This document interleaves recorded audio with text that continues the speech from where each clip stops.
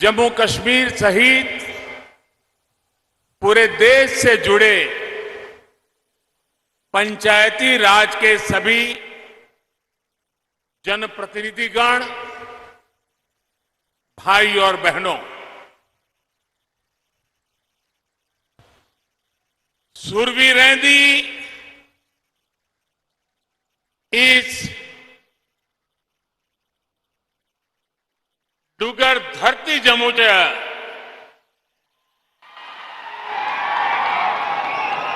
तुसे सारे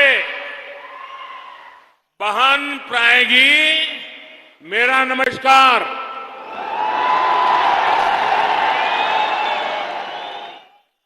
देश भर से जुड़े साथियों को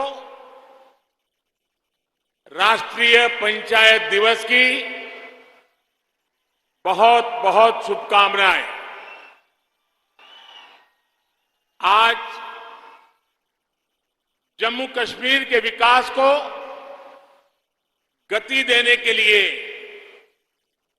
यह बहुत बड़ा दिन है। यहां मैं जो जनसागर देख रहा हूं, जहां भी मेरी नजर पहुंच रही है, लोग ही लोग नजर आ रहे हैं।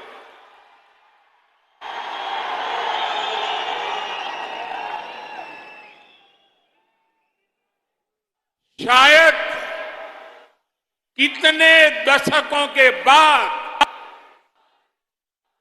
जम्मू कश्मीर की धरती, हिंदुस्तान के नागरिक ऐसा भव्य दृश्य देख पा रहे हैं।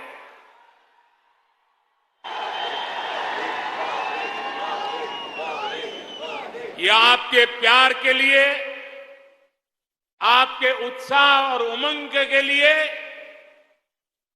विकास और प्रगति के आपके संकल्प के लिए मैं विशेष रूप से आज जम्मू और कश्मीर के भाइयों बहनों का आदरपूर्वक अभिनंदन करना चाहता हूं।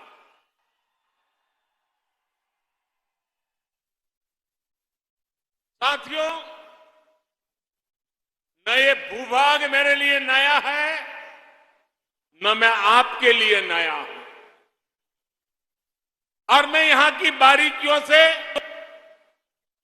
अनेक वर्षों से परिचित भी रहा हूं, जुड़ा हुआ रहा हूं। मेरे लिए खुशी की बात है कि आज यहां कनेक्टिविटी और बिजली से जुड़े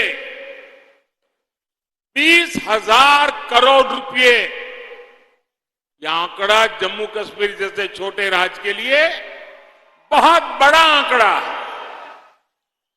20,000 करोड़ रुपए के प्रोजेक्ट का लोकार्पण और शिलान्यास हुआ है। जम्मू कश्मीर के विकास को नई रफ्तार देने के लिए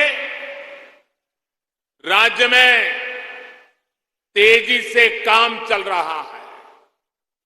इन प्रयासों से बहुत बड़ी संख्या में जम्मू कश्मीर के नौजवानों को रोजगार मिलेगा। साथियों, आज अनेक परिवारों को गांवों में उनके घर के प्रॉपर्टी कार्ड भी मिले हैं। ये स्वामित्व कार्ड गांवों में नई संभावनाओं को प्रेरित करेंगे। आज 100 जन औषधि केंद्र जम्मू कश्मीर के गरीब और मिडिल क्लास को सस्ती दवाएं, सस्ता सर्जिकल सामान देने का माध्यम बनेंगे। 2020 तक देश को कार्बन न्यूट्रल बनाने का जो संकल्प देश ने उठाया है, उसी दिशा में भी जम्मू कश्मीर ने आज एक बड़ी पहल की है। ग्लासगो में दुनिया के बड़े बड़े दिग्गज इकट्ठे हुए थे। कार्बन न्यूट्रल को लेकर के बहुत सारे भाषण हुए, बहुत सारे बयान हुए, बहुत सारी घोषणाएं हुई, लेकिन ये हिंदुस्तान है जो ग्लासगो के संकल्प को आज जम्मू कश्मीर की एक छोटी पंचायत, पल्ली पंचायत के अंदर देश की पहली कार्बन न्यूट्रल पंचायत बनने की तरफ आगे बढ़ रहा है। आज मुझे पल्ली गांव में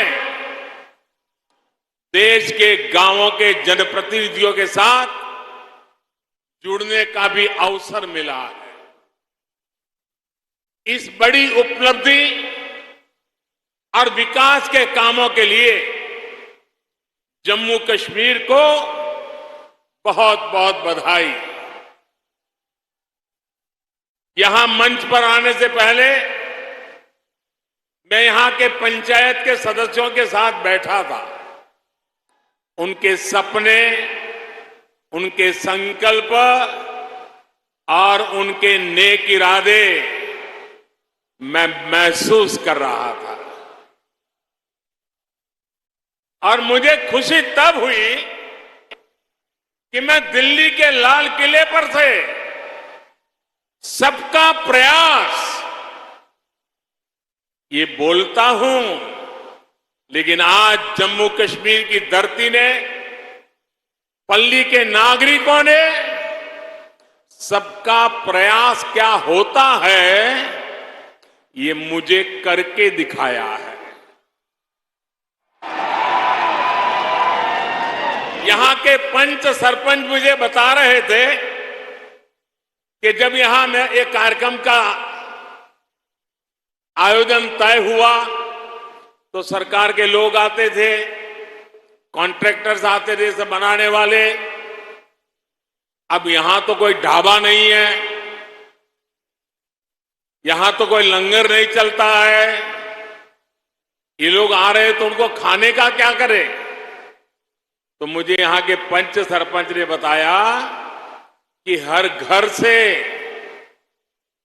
कोई घर से 20 रोटी, कहीं 30 रोटी इकट्ठी करते थे और पिछले 10 दिन से यहां जो भी लोग आए हैं सबको गांव वालों ने खाना खिलाया है। सबका प्रयास क्या होता है ये आप लोगों ने दिखा दिया है।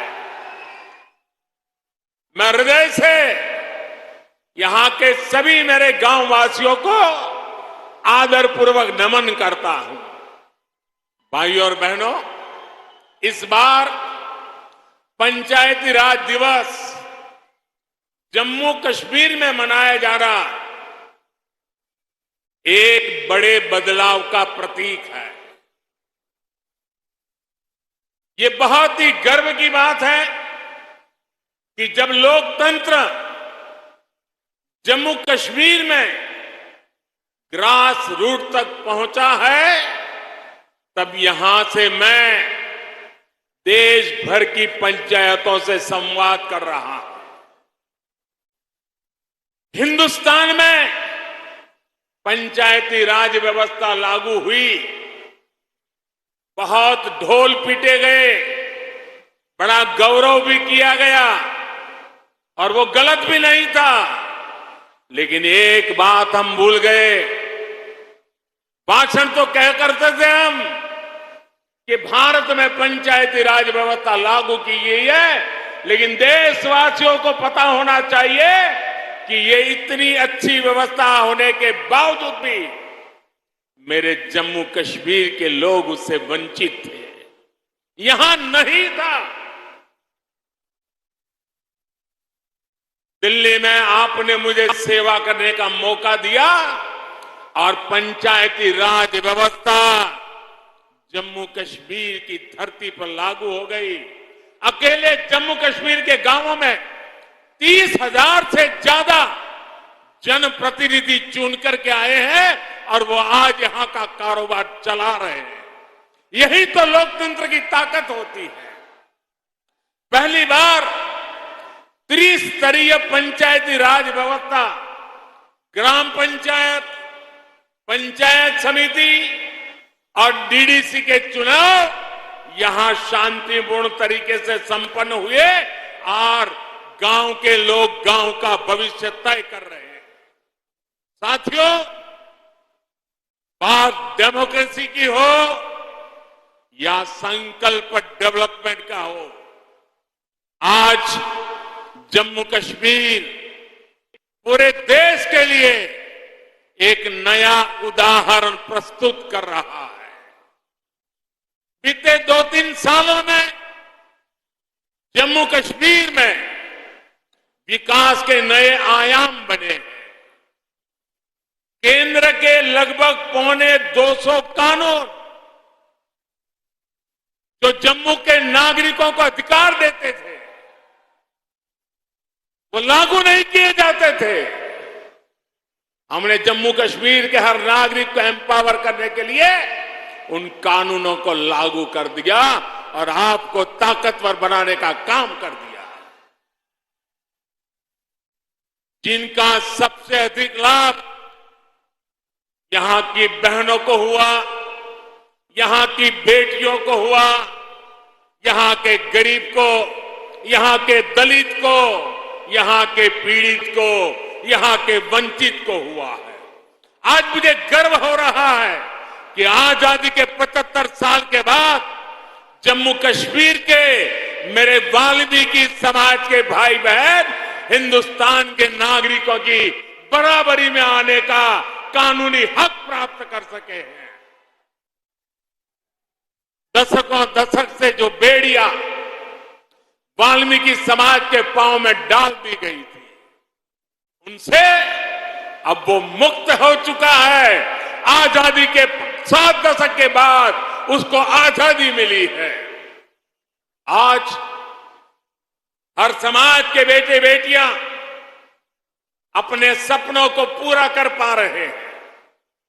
जम्मू कश्मीर में बरसों तक जिन साथियों को आरक्षण का लाभ नहीं मिला, अब उन्हें भी आरक्षण का लाभ मिल रहा है।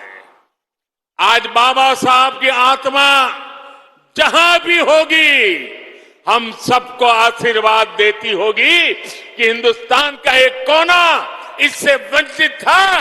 मोदी सरकार ने आकर के बाबा साहब को सपनों को भी पूरा किया है। भाई, केंद्र सरकार की योजनाएं अब यहां तेजी से लागू हो रही है, जिसका सीधा फायदा जम्मू कश्मीर के गांवों को हो रहा है।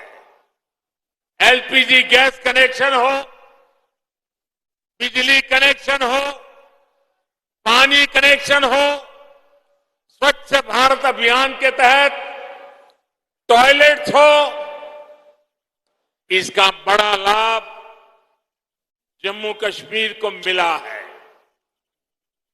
साथियों, आजादी के अमृतकाल यानी आने वाले 25 साल में नया जम्मू कश्मीर विकास की नई गाथा लिखेगा।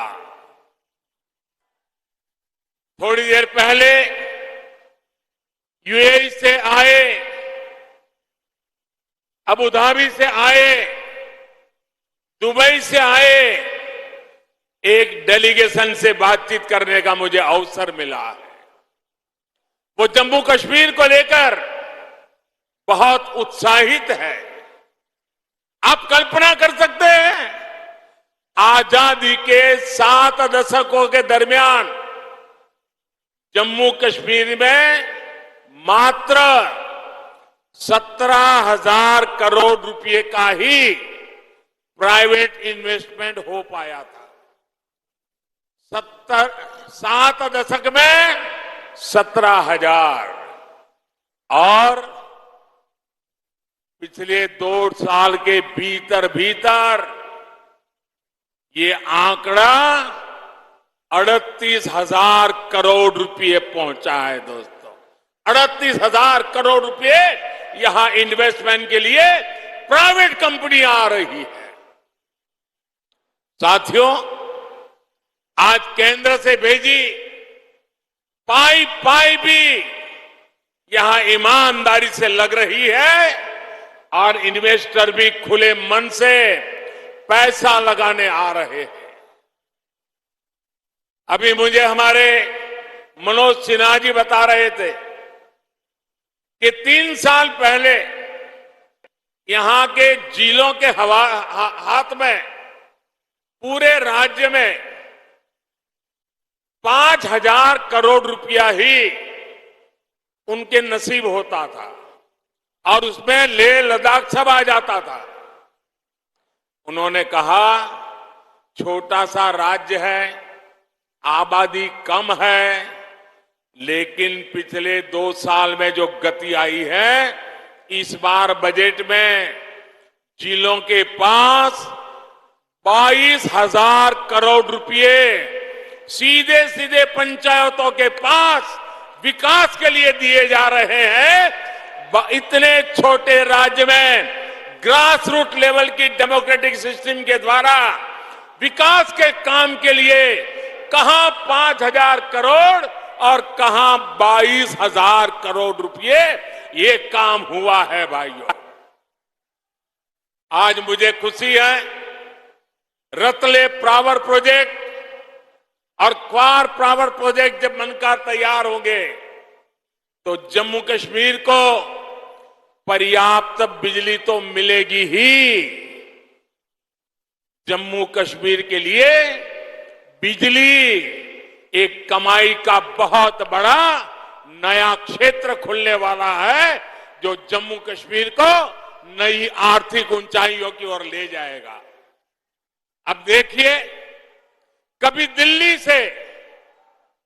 दिल्ली से एक सरकारी फाइल चलती थी, जरा मेरी बात समझना।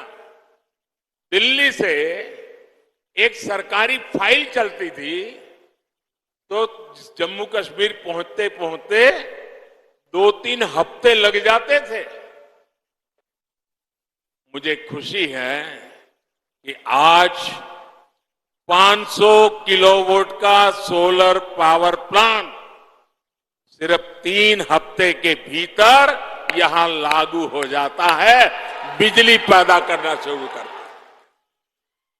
पल्ली गांव के सभी घरों में अब सोलर बिजली पहुंच रही है। ये ग्राम ऊर्जा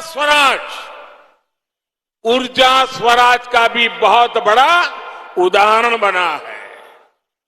काम के तौर तरीकों में यही बदलाव जम्मू कश्मीर को नई ऊंचाइयों पर ले जाएगा।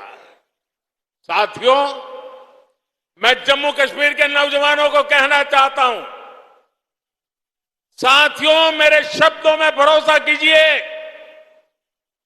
घाटी के नौजवान आपके माता पिता को, आपके दादा दादी को, आपके नाना नानी को जिन मुसीबतों से जिंदगी जीनी पड़ी, मेरे नौजवान आपको कभी भी ऐसी मुसीबतों से जिंदगी जीनी नहीं पड़ेगी। ये मैं करके दिखाऊंगा, ये मैं आपको विश्वास दिलाने आया हूं।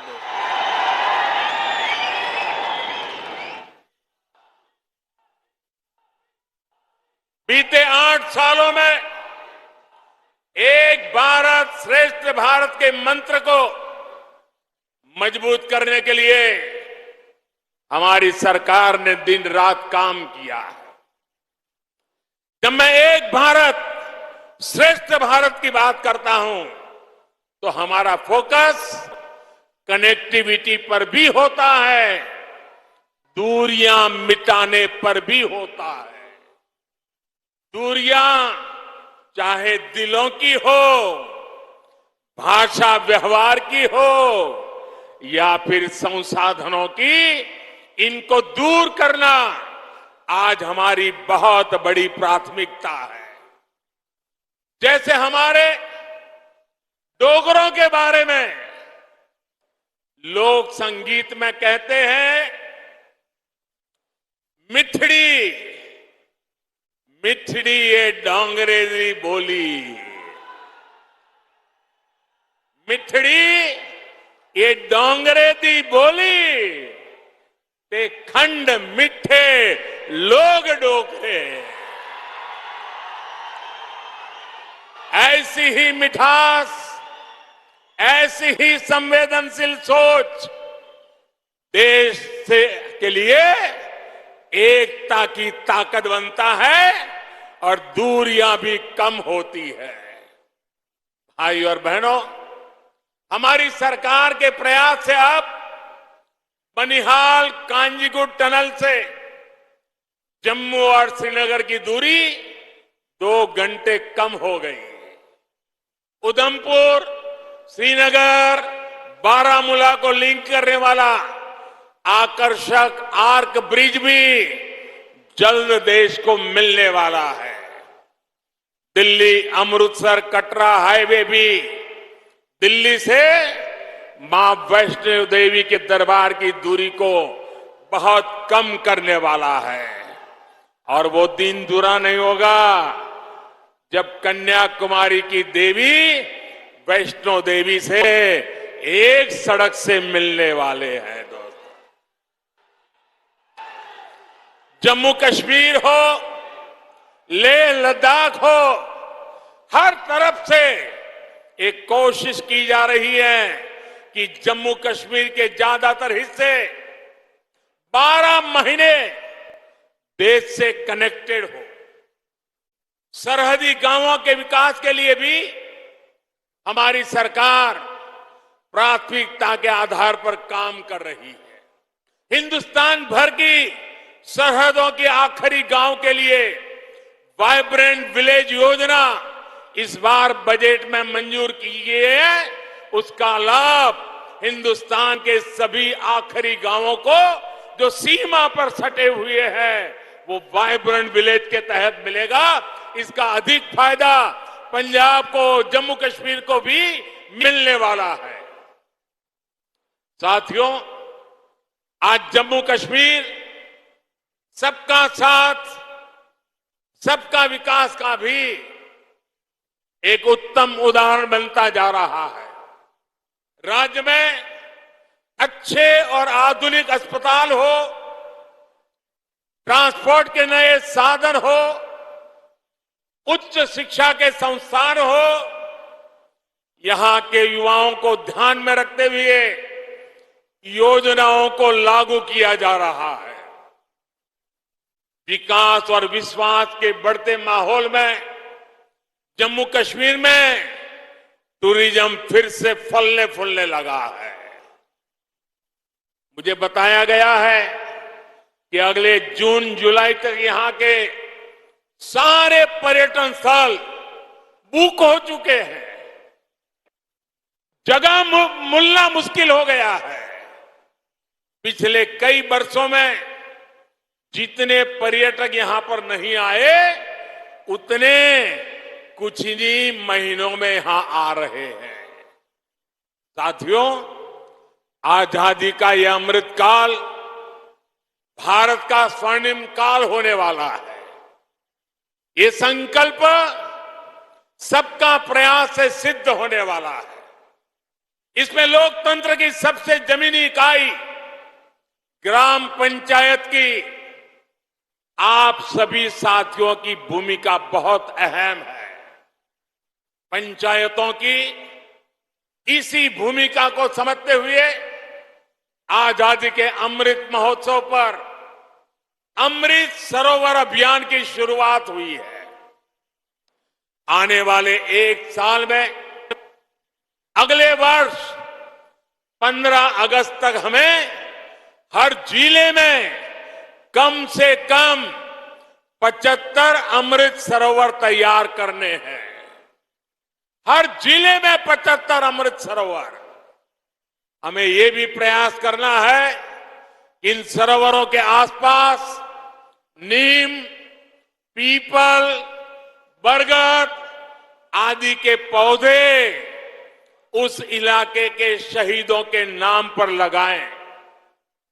और कोशिश ये भी करनी है कि जब ये अमृत सरोवर का आरंभ करते हो, शिलान्यास करते हो, तो उस शिलान्यास भी किसी न किसी शहीद के परिवार के हाथों से, किसी स्वतंत्र सेनानी के परिवार के हाथों से कराएं और आजादी के लिए ये अमृत सरोवर के अभियान को हम एक गौरवपूर्ण पृष्ठ के रूप में जोड़े। भाइयों और बहनों, बीते सालों में पंचायतों को अधिक अधिकार, अधिक पारदर्शिता और टेक्नोलॉजी से जोड़ने के लिए निरंतर प्रयास किए जा रहे हैं। ई ग्राम स्वराज अभियान से पंचायत से जुड़ी प्लानिंग से लेकर पेमेंट तक की व्यवस्था को जोड़ा जा रहा है। गांव का सामान्य लाभार्थी अब अपने मोबाइल फोन पर ये जान सकता है कि पंचायत में कौन सा काम हो रहा है, उसका स्टेटस क्या है, कितना बजट खर्च हो पा रहा है, पंचायत को जो फंड मिल रहे हैं उनके ऑडिट की ऑनलाइन व्यवस्था की गई है। सिटीजन्स चार्टर कैंपेन के जरिए राज्यों और ग्राम पंचायतों को प्रोत्साहित किया जा रहा है कि वो जन्म प्रमाण पत्र, शादी के सर्टिफिकेट, प्रॉपर्टी से जुड़े अनेक विषयों को ग्राम पंचायत के स्तर पर ही हल कर सके। स्वामित्व योजना से ग्राम पंचायतों के लिए प्रॉपर्टी टैक्स की असेसमेंट आसान हो गई है, जिसका लाभ कई ग्राम पंचायतों को हो रहा है। कुछ दिन पहले ही पंचायतों में ट्रेनिंग के लिए आधुनिक टेक्नोलॉजी के उपयोग से जुड़ी नई नीति को भी स्वीकृति दी गई है। इसी महीने 11 से 17 अप्रैल तक पंचायतों के नवनिर्माण के संकल्प के साथ आइकॉनिक वीक का आयोजन भी किया गया, ताकि गांव गांव तक मूलभूत सुविधाओं को पहचान का काम हो सके। सरकार का संकल्प ये है कि गांवों में हर व्यक्ति, हर परिवार के लिए शिक्षा, स्वास्थ्य जैसे हर पहलू का विकास सुनिश्चित हो। सरकार की कोशिश यही है कि गांव के विकास से जुड़े हर प्रोजेक्ट को प्लान करने, उसके अमल में पंचायत की भूमिका ज्यादा हो। इससे राष्ट्रीय संकल्पों की सिद्धि में पंचायत अहम कड़ी बनकर उभरेगी। साथियों, पंचायतों को ज्यादा अधिकार देने का लक्ष्य पंचायतों को सही मायने में सशक्तिकरण का सेंटर बनाने का है। पंचायतों की बढ़ती हुई शक्ति, पंचायतों को मिलने वाली राशि गांव के विकास को नई ऊर्जा दे, इसका भी ध्यान रखा जा रहा है। पंचायती राज व्यवस्था में बहनों की भागीदारी को और बढ़ाने पर भी हमारी सरकार का बहुत जोर है। भारत की बहन बेटियां क्या कर सकती है, ये कोरोना काल की दुनिया भर में भारत के अनुभव ने विश्व को बहुत कुछ सिखाया है। आशा आंगनवाड़ी कार्यकर्ताओं ने कैसे ट्रैकिंग से लेकर टीकाकरण तक छोटे छोटे हर काम को करके कोरोना के खिलाफ की लड़ाई को मजबूती देने का काम हमारी बेटियों ने किया है, हमारी माताओं बहनों ने किया है। गांव के स्वास्थ्य और पोषण से जुड़ा नेटवर्क महिला शक्ति से ही अपनी ऊर्जा पा रहा है। महिला स्वयं सहायता समूह गांवों में आजीविका के, जन जागरण के नए आयाम गढ़ रहे हैं। पानी से जुड़ी व्यवस्थाएं, हर घर जल अभियान में भी जो महिलाओं की भूमिका तय की गई है उसको हर पंचायत तेजी से व्यवस्थित करे, ये बहुत आवश्यक है। मुझे बताया गया है कि अभी तक 3 लाख पानी समितियां पूरे देश में बन चुकी हैं। इन समितियों में 50% महिलाएं होना अनिवार्य है। 25% तक समाज के कमजोर तबके के सदस्य हो, ये भी सुनिश्चित होना जरूरी है। अब गांव में नल से जल तो पहुंच रहा है, लेकिन साथ साथ इसकी शुद्धता, इसकी निरंतर सप्लाई, इसको सुनिश्चित करने के लिए महिलाओं को ट्रेन करने का काम भी पूरे देश में चल रहा है। लेकिन मैं चाहूंगा कि उसमें तेजी जरूरी है।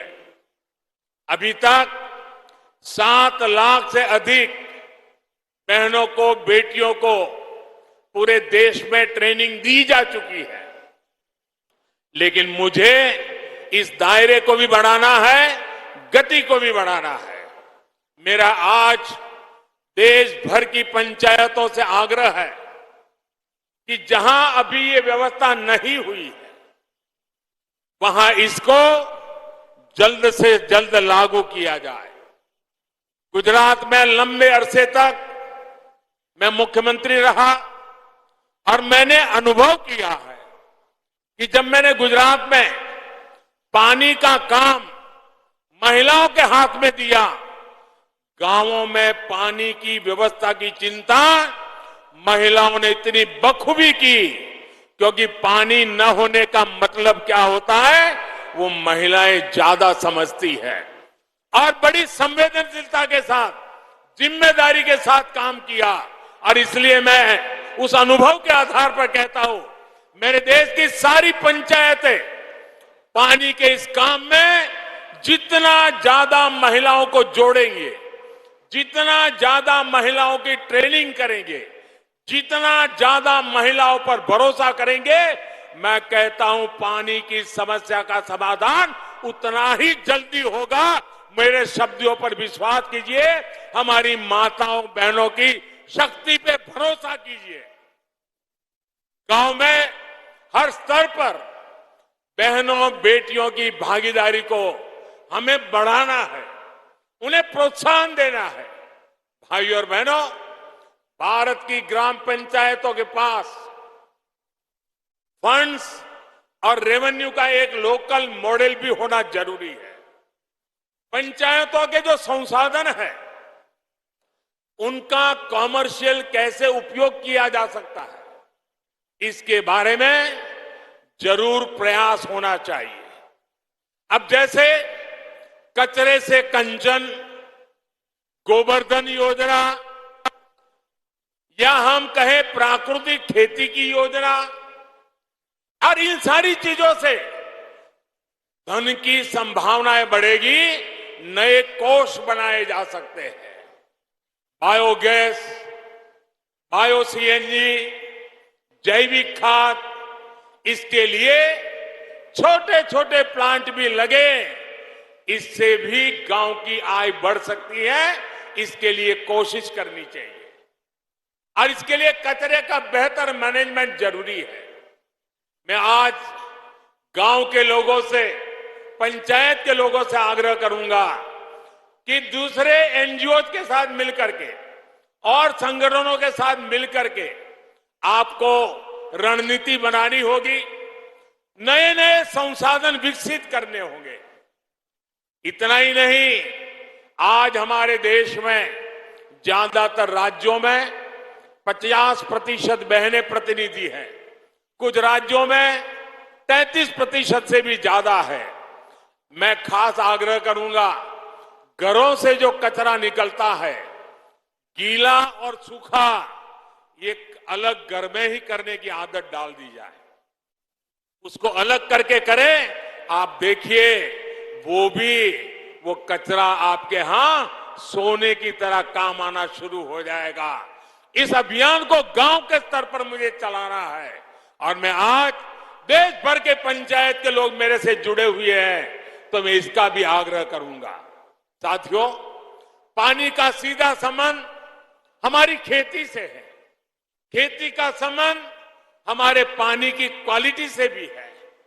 जिस प्रकार से केमिकल हम खेतों में डाल रहे हैं और उससे हमारी धरती माता की शहद को बर्बाद कर रहे हैं, हमारी मिट्टी खराब हो रही है।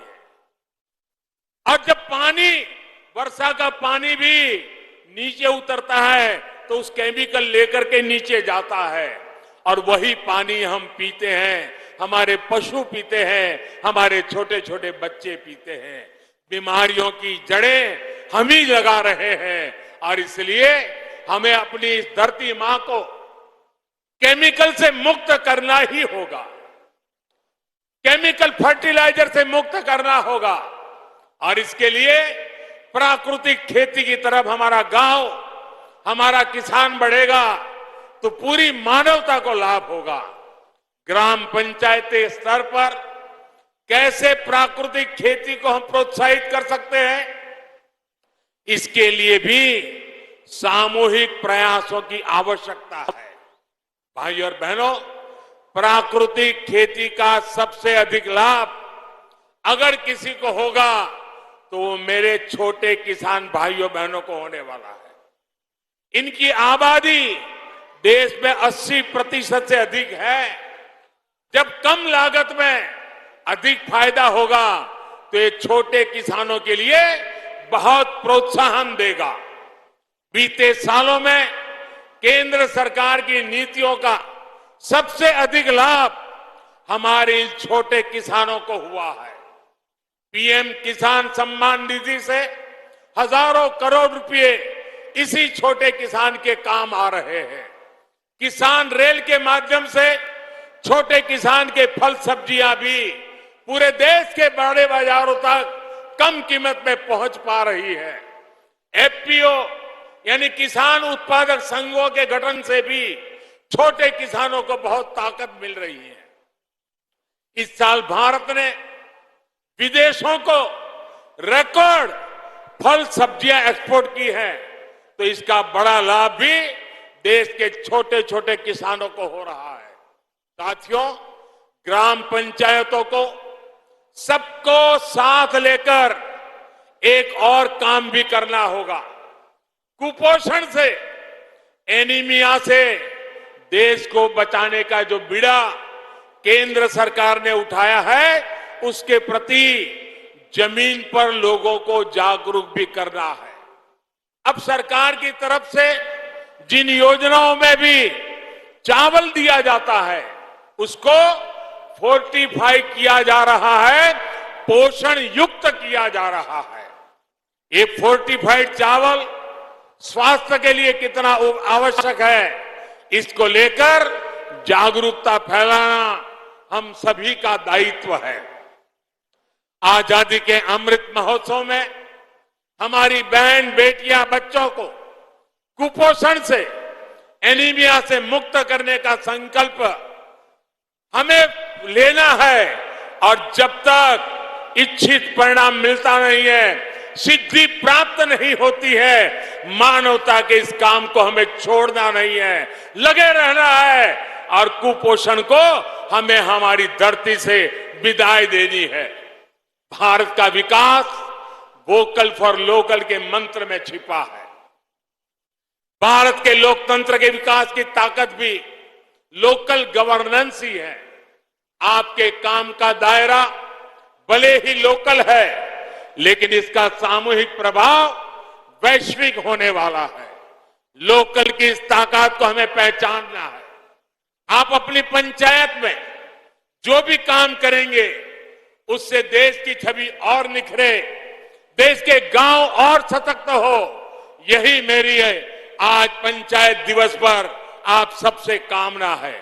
एक बार फिर जम्मू कश्मीर को विकास कार्यों के लिए मैं बहुत बहुत बधाई देता हूं और देश भर में लाखों की तादाद में चुने हुए जनप्रतिनिधियों को मैं कहना चाहूंगा, पंचायत हो या पार्लियामेंट, कोई काम छोटा नहीं है।